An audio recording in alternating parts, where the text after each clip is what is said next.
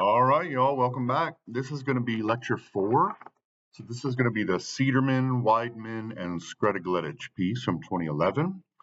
It's called Horizontal Inequalities and Ethnonationalist Civil War, a Global Comparison from American Political Science Review, which is widely regarded as the top political science journal on Earth. So this is a fantastic paper.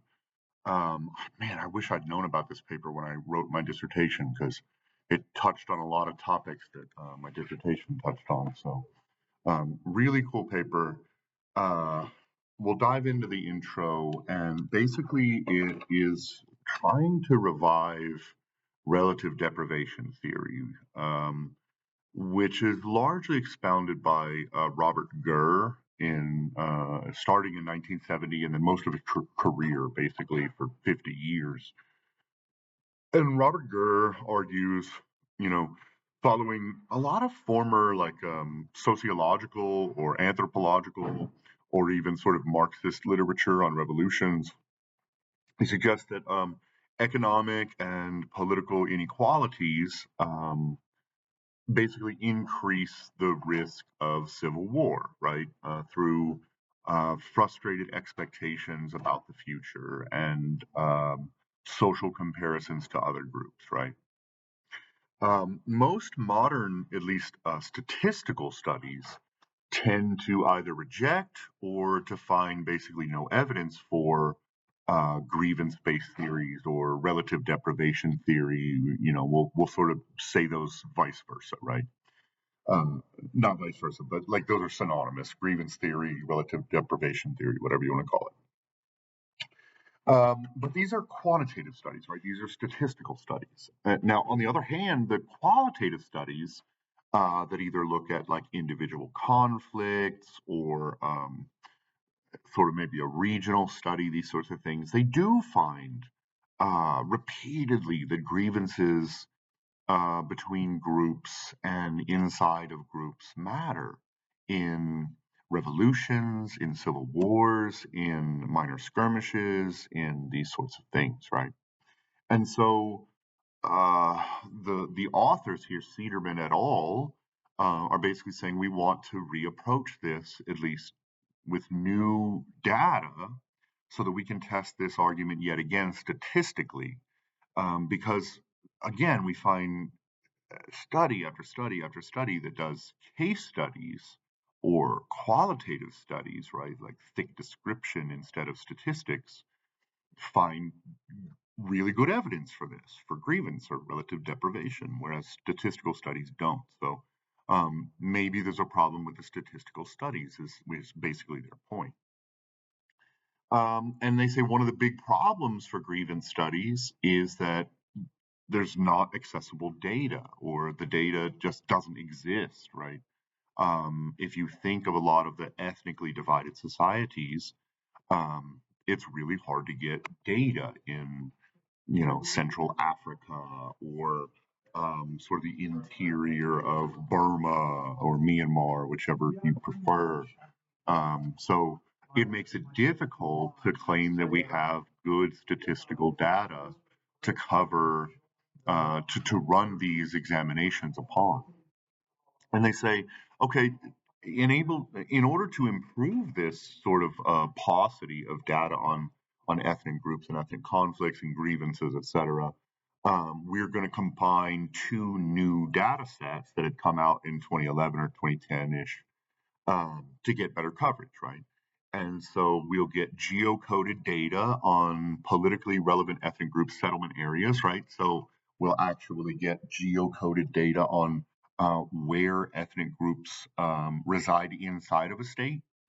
And then Nordhaus's 2006 spatial wealth measures actually grids out the globe and puts wealth measures on each 1 degree square, right? And so some really interesting work done in both of those data sets.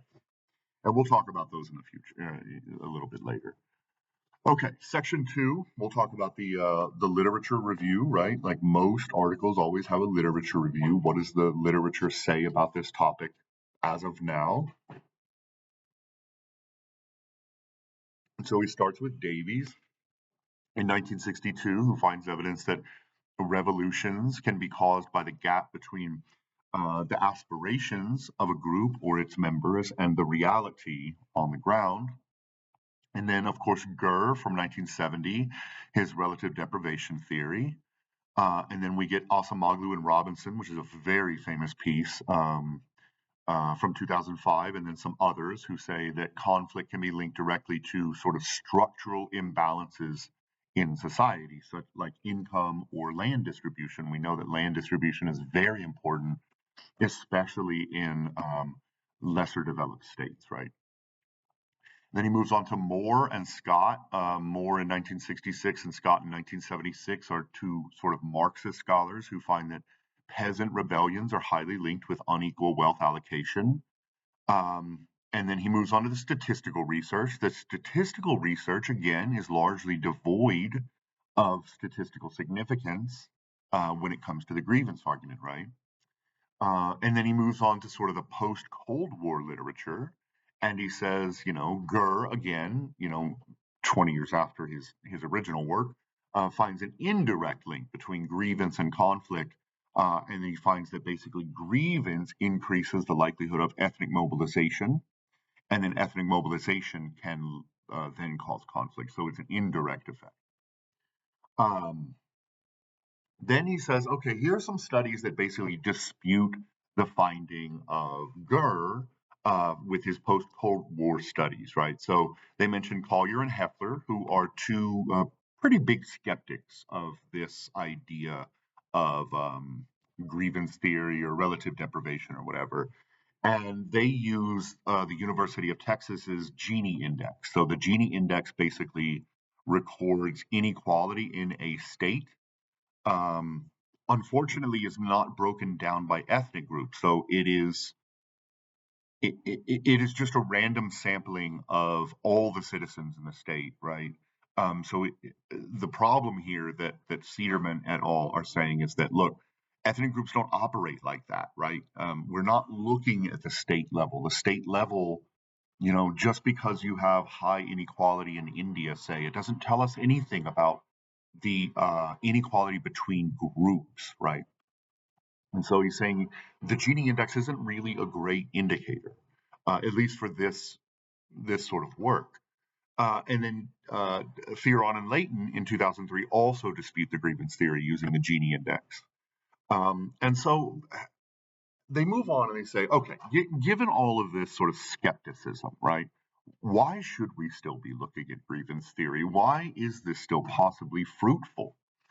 And he says, okay, well, first, data issues and just a paucity of data in general are probably leading to some of these findings of non-statistical significance or non-substantive significance, right? And he points out again that Gini is a national variable, not a group comparison variable, which kind of misses the whole point, right? Um, Further, he says that former studies sort of miss the theoretical target. Again, there's data issues. We need data about group differences, not individual level differences or state level differences, right? We need to be looking at not each individual person in a society and not comparisons of the state at large, but groups together, right? And there are very few data sets out there that do that. One of the very few that exists is called minorities at risk, right? Which is something that I use for my dissertation. Um, and he's saying, we need better data. He also says, or they, I guess I should say, they say that there's this distinction to be made as well between vertical grievances and horizontal grievances, right? Um, and he says, vertical grievances are like individual inequality, but horizontal grievances are social inequalities, right? Group level inequalities in politics, economics, culture, uh, and they lean heavily on this 2008 article from Stewart that says there's four types of, what do they call them? Horizontal inequalities, right? So you have the political horizontal inequality, which entails blocked or limited access to central decision making. You have economic horizontal inequalities, which is about the distribution of wealth among groups. You have social horizontal inequalities, which measures groups' uneven social access for things like education or social status or jobs. And then finally, you have cultural horizontal inequalities, which is about group level inequalities with respect to cultural policies and symbols, national holidays, religious rights, etc. And unfortunately, these are almost all case studies and no large N studies that talk about these horizontal inequalities. So we have very little statistical evidence. Okay, section 3, theorizing horizontal inequalities.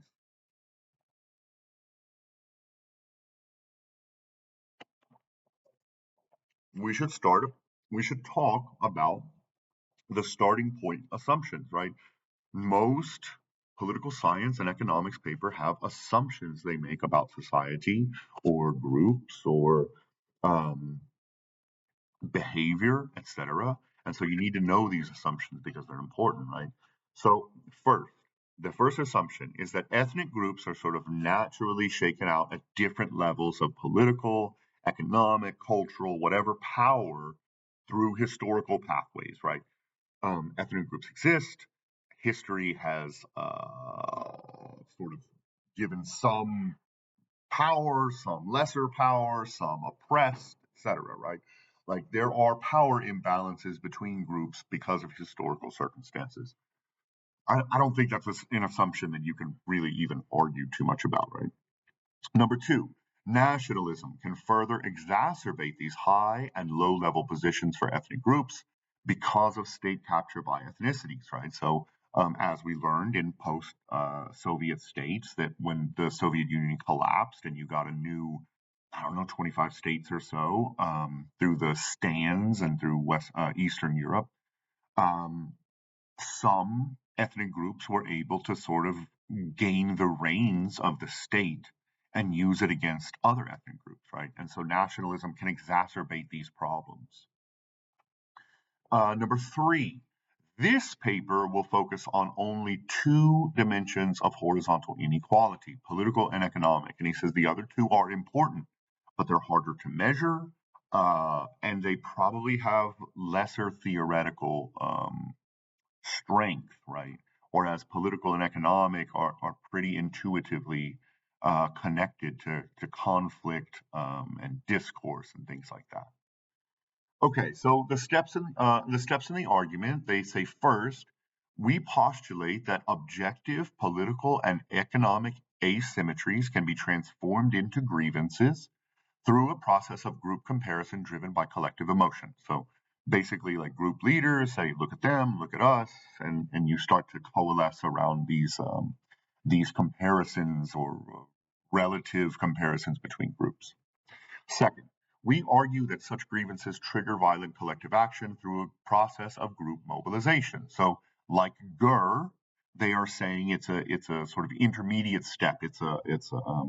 Um, what happens is you get these grievances. Those grievances cause mobilization, and then mobilization can cause conflict, right? So the grievances aren't themselves causing conflict, though they are indirectly causing it, correct? Okay. Section 3, from horizontal inequalities to grievances. And, he points out that they point out that a lot of this comes from the social psychology literature. First, grievances must be cognitively linked to social identities through self categorization. So, this is from two very famous social psychologists, Hoggs and Abrams from 1988. Turner from 1981 says that once group identities are salient, right, members of the involved groups are prone to make social comparisons that hinge on the distinctions between in group and out group categories. So, these are just things that we know about human nature. According to realistic conflict theory from Tajfel and Turner, also very famous researchers, conflicting claims to scarce resources, including power, prestige, and wealth, are likely to produce ethnocentric and antagonistic intergroup relations, right? Um, as power, wealth, etc., starts to differentiate, you start to make these major comparisons between groups. And then finally, from Horowitz, who is one of my very favorite ethnic conflict scholars, from 1985, says that in stratified social systems, social comparison reflecting superiority or inferiority should be especially likely to trigger conflict. And we'll talk about why both superior and inferior groups might participate in conflict here in a moment. Section 3B, from grievances to collective action. And I just wanted to point out that a lot of this sort of revolves around just this concept of injustice, right? And they have a big quote here, but I did want to read it. As we have seen, the perception of injustice generates grievances that serve as a formidable tool of recruitment, right? It's an important point. Again, grievances don't cause conflict. Grievances cause recruitment and mobilization, which then cause conflict, right?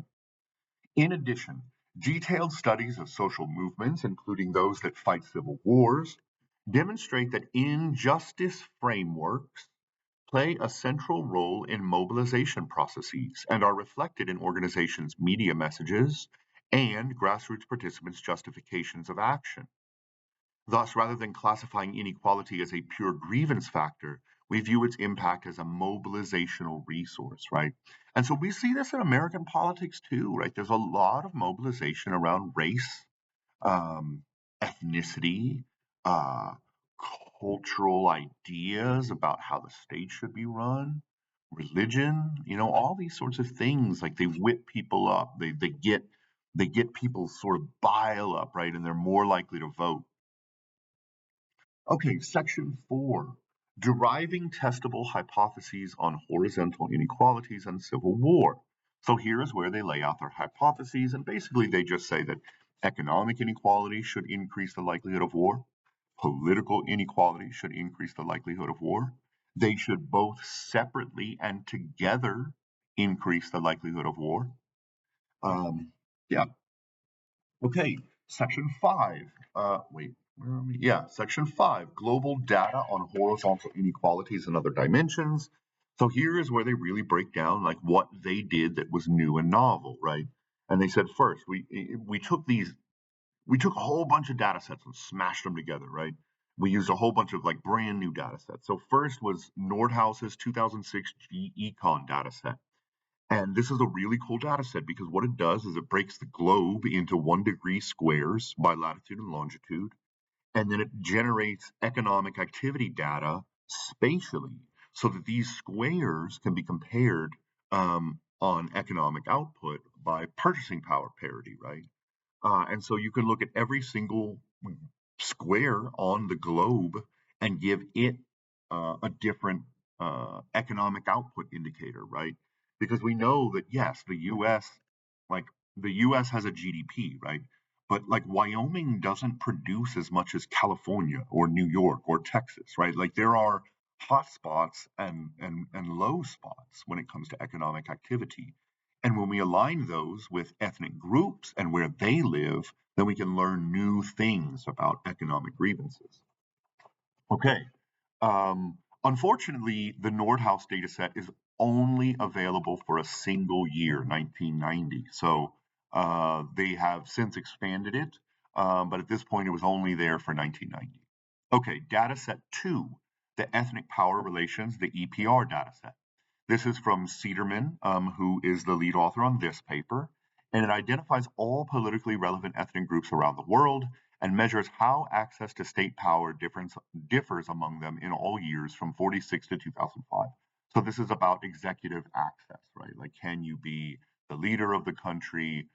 Can you get a bureaucratic position? All these sorts of things. And so it's just a data set that measures like each group's um, access to state power from 1946 to 2005.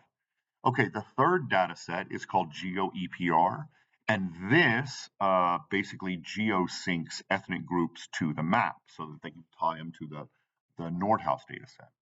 And then we also have the data set 4 is the non-state actors data set, which identifies the fighting organizations involved in a civil war, right? So this is where we get like, did we see conflict onset or not? And then they also use a World Bank data set for a lot of just sort of the GDP of the country, like the control variables, right? Okay. Section 5, deriving operational measures. This is where they talk about how their data is built. So, quote, the GCON data allows deriving ethnic group specific measures of wealth by overlaying polygons indicating group settlement areas with the cells in the Nordhaus dataset.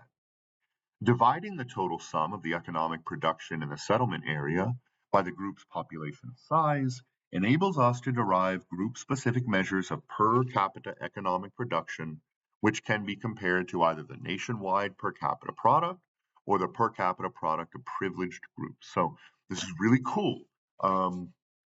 They're basically saying that like we're going to take the group settlement data, like where are ethnic group members located, and lay over that economic data, right?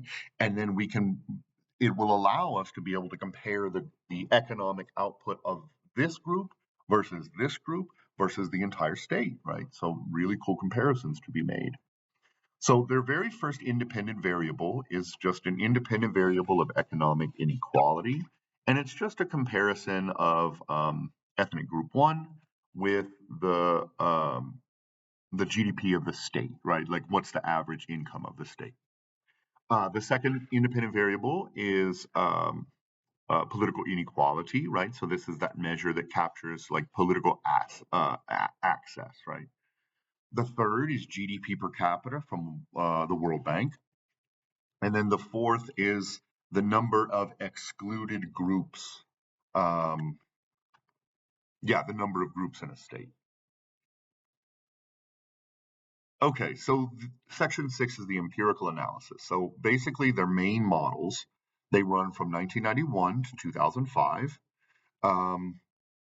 They say, okay, there were like 900 groups in the data set, but we had to remove about half of them because they were evenly dispersed across a country, right? They weren't like regionally located. So our data can't really deal with that, right? And so when they do that, we have about 450 groups in the data set for each year. And we have 52 conflicts over about 6,500 observations, right? So they use what's called a rare events logit model. This just gives us probabilities, right? It tells us like how likely does an independent variable, how does it affect the probability of a conflict starting in a particular year, right? Okay. Model one basically says that wealth levels far from the country average increase the likelihood of war. So this matches their hypothesis. They're saying if you're either very low wealth compared to the average or very high wealth compared to the average, you're much more likely to participate in ethnic conflict. Okay, model two. They introduce a bunch of different models so that they can use multiple specifications. It strengthens their argument, right? So they reduce the number of ethnic conflicts and they pull out any groups with less than 500,000 population, right? So they're trying to just have bigger groups here. This restricts the sample, it shrinks it even more. Now we only have 42 conflict onsets and about 4,000 observations. And they say, the reason we do this is because it makes the data line up better, and small groups are much harder to get data on than larger groups. So this should help clean up the data a little bit. And when they do this, the findings are even stronger than model one. Model three, they add the political variable, right? Like what is your group's access to executive power? The model finds that not only is political exclusion increasing the likelihood of conflict, but economic likelihood of conflict and economic grievances still drive conflict, right? So it didn't wash out the results. And they say this is an important result that strengthens our confidence that different types of grievance operate together and enables us to rule out the possibility that economic inequality could be an artifact of groups' access to executive power. And then finally, I just wanted to point out figure 5, which gives a really nice graphical view of their theoretical argument that says the further you get from the average, the more likely you are to participate in ethnic violence, right? And this comes from the Horowitz piece from 1985, this huge book. It's a friggin' tome. But Horowitz basically says, like, look, if you're really bad off, then going to war is probably likely because you're going to want to try to equalize society. On the other hand, if you're really well off, oftentimes those groups see themselves as subsidizing the poorer groups. And so they even want to either wipe out the poorer groups or break off from the state in a secessionary movement. So, really interesting stuff, right? All right, that's all I've got for you today. I will have the next assignments up hopefully by the end of the day. Thanks for being here. Have a great day. Bye.